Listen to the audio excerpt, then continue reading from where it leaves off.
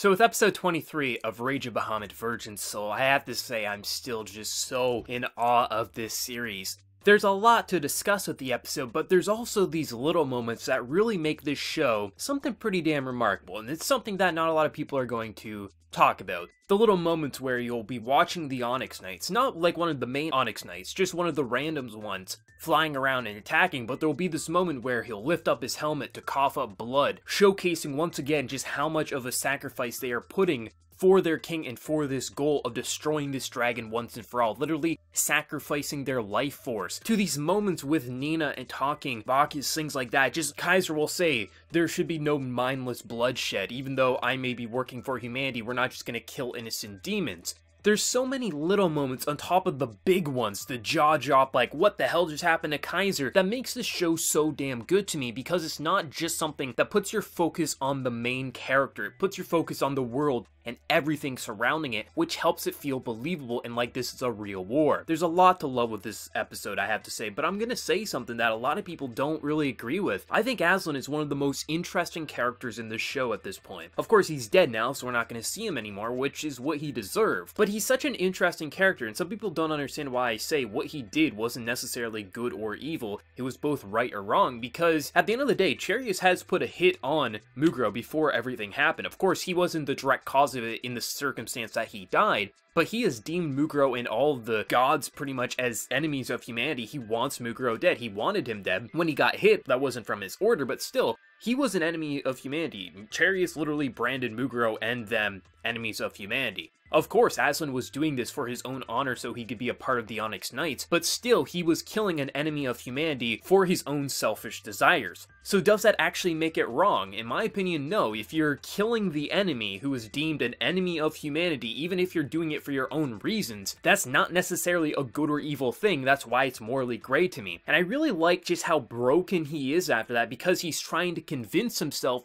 what he did was fine, and he didn't cause this war, nothing's happening, and he's trying to convince himself he isn't the issue. And I love seeing characters like this, because the most interesting characters to me aren't the ones who are this righteous or evil character. It's the ones that make you think, I don't like or hate this character, and just kind of think, why exactly is he feeling this way? And I think they did a really good job with his character. He was someone I never batted an eyelash at, but after seeing what he did, he became a really interesting character, and also just how broken he was. Basically a cornered dog trying to fight for his life, pretending that he was sad, to then trying to kill his mentor and his friend. But of course, we saw how that happened to him getting betrayed by a demon, which just all comes full circle. His character in this episode was very, very interesting, and I know everyone's just gonna say, oh, he got what he deserved, he was just a shitty character, he started the war, which, yeah, it is true, but at the end of the day, what he did was something that humanity, or at least he thought humanity, would deem appropriate, which is what the king wanted originally. He wanted Mugro. I mean, he threatened Joan of Arc very early in the series, saying he was going to kill her child, and a part of me does wonder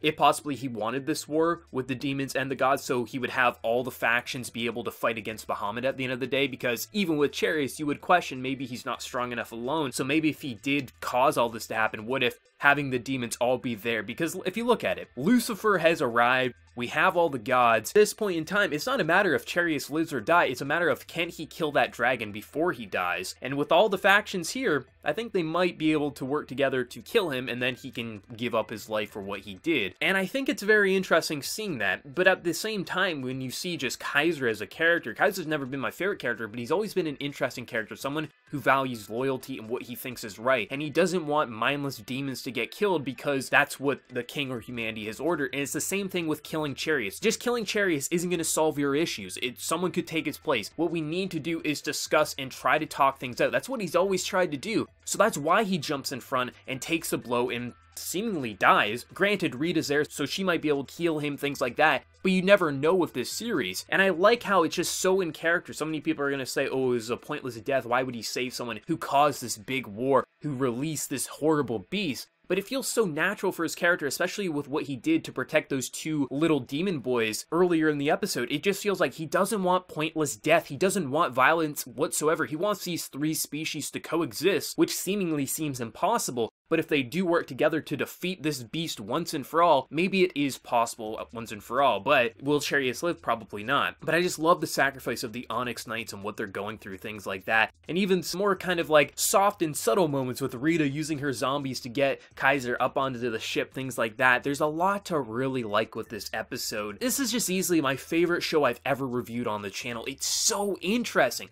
There's so much to it, so many layers, and I just love each and every moment of this show, and it's gonna be interesting to see what's going to happen now if they can put aside their differences to take out Bahamut once and for all, and what Charius will do after it's all said and done if he does survive this and doesn't get killed. There's a lot to like with this show. I do think that Mugro will be revived in a kind of Jesus Christ-like manner. The fact that they never buried or burned his body just feels so appropriate that he is going to be revived, and especially because he is half human and half god, so his body doesn't disintegrate when he dies. And I do feel like the gods are going to bless him in this kind of like revival, very similar to Jesus Christ, and he might be a major key in stopping this once and for all, but really only time will tell. It's such a highly polished series, not just visually, but also with the script, and so many people dismiss so many aspects of this, but it's so interesting to see such a complex scenario with so many sides, and there's so many people saying like, oh, well, why does humanity hate the demons? Do you not know that their leader is literally Lucifer?